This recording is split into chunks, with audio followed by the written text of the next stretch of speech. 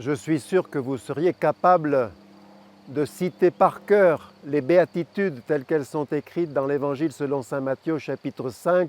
Heureux les pauvres de cœur, car le royaume des cieux est à eux. Heureux les doux, car ils obtiendront la terre promise. Heureux ceux qui pleurent, ils seront consolés. Heureux les miséricordieux, il leur sera fait miséricorde. Heureux les artisans de paix, ils seront appelés fils de Dieu. Heureux vous qui êtes persécutés, etc., etc. Mais peut-être en entendant ce texte, vous êtes surpris par un petit détail. Saint Matthieu dit que Jésus, voyant la foule, gravit la montagne, ses disciples vinrent à lui, et il s'assit, et ouvrant la bouche, il se mit à les instruire, à les enseigner. Dites-moi, est-ce qu'on peut enseigner sans ouvrir la bouche? C'est saint Jean Chrysostome qui nous explique pourquoi cette redondance, pourquoi cette apparente répétition. Il nous dit qu'en fait, Jésus a proclamé les béatitudes deux fois. Une fois en ouvrant la bouche sur la montagne et une autre fois en fermant la bouche sur une autre montagne, celle du Golgotha. En effet, le pauvre, dépouillé de tout, on lui a pris tous ses vêtements, il est nu, on le vide de son sang, on lui a volé sa dignité, sa réputation. C'est lui le pauvre. Le miséricordieux qui supplie le Père de pardonner à ses bourreaux, c'est lui. Le doux, c'est lui, capable dans cette atmosphère d'une ultra-violence de penser encore à sa maman et de la confier à son disciple bien-aimé parce qu'elle va se retrouver seule. De penser à son disciple bien-aimé, c'est-à-dire au fond chacun de nous représenté par Saint Jean, et de le confier à sa propre mère. L'artisan de paix, c'est lui, saint Paul dira, en sa personne, il a tué la haine. Donc, c'est Jésus qui proclame sans rien dire, mais en acte, les béatitudes. Les béatitudes, ça fonctionne comme un révélateur. Si je mettais dans votre assiette un fruit exotique inconnu, vous vous abstiendriez peut-être d'un air dégoûté.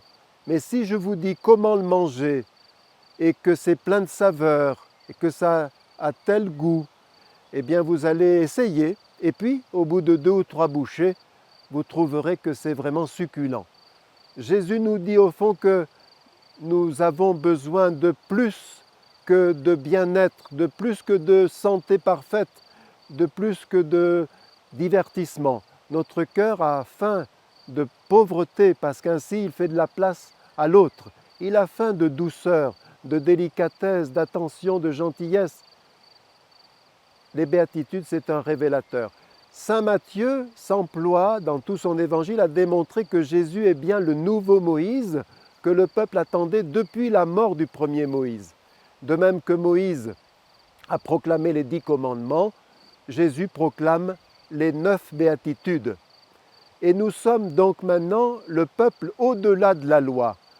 Non pas que nous n'aurions pas à accomplir la loi, bien sûr que si, mais nous allons plus loin que la loi. Parce qu'avec le problème d'un commandement, c'est que nous risquons de penser qu'il suffit d'être en règle. Je n'ai pas tué, je n'ai pas volé, je suis en règle. Avec les béatitudes, Jésus nous demande d'être ingénieux, d'être inventif. C'est un secret pour personne, nous vivons dans une ambiance anxiogène. On nous parle de manipulation, d'ingénierie sociale qui nous manipule subrepticement à notre insu. On nous parle d'insécurité grandissante. On nous parle de précarisation des emplois, de fragilisation de l'hôpital, de l'école, de la famille. On nous parle aussi de corruption, etc., etc. On sait que derrière tout ça, il y a l'égoïsme, l'individualisme, et que nous ne nous en sortirons pas sans celui qui proclame les béatitudes pour nous mettre au travail, sans celui qui vit les béatitudes pour nous mettre en travail comme lui-même l'a été. Alors, pour expliquer le « en travail », je fais appel à une belle parabole d'un de nos philosophes actuels, Martin Stephens, qui nous invite à vivre la vie en bleu. Certains la voient en rose, les optimistes, d'autres la voient en noir, les pessimistes. Lui, il nous invite à la voir en bleu. Et il prend cet exemple. Imaginez un pianiste virtuose. Toute la salle est dans un silence religieux pour écouter ses gammes. Si bien que personne ne s'est aperçu qu'un enfant a quitté les genoux de sa maman et est monté sur l'estrade et il est tout près du pianiste et subitement il se met à taper frénétiquement sur les touches du piano. Dans ce cas-là, le pianiste a 3 solutions. Baisser les bras, tout est fichu, son concert est terminé, c'est fini, tout est gâché. Deuxième solution, d'un coup de coude énergique, ramener l'enfant à sa maman. Mais ça risque d'empirer, il risque de hurler. Et puis, il y a une troisième solution, c'est que le pianiste, délicatement, vienne entourer l'enfant de son bras gauche et intégrer les dissonances dans l'harmonie du grand virtuose. Et il nous dit, voilà, les épreuves dans nos vies surviennent très souvent à l'improviste. Et nous pouvons nous laisser décourager. Pendant que les autres continuent leur route, moi je suis là, malade, accidenté, avec ce problème sur le bord de la route. Je peux me laisser donc écrabouiller par l'épreuve.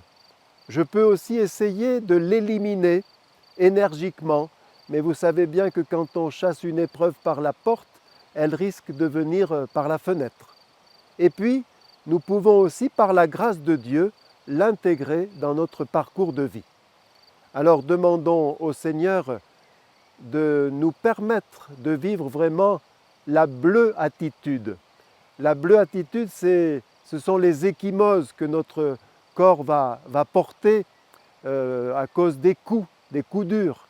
Mais c'est aussi le bleu de notre salopette, le bleu de travail. Vivons la bleue attitude, la béatitude, en nous mettant au travail et en travail pour le Seigneur.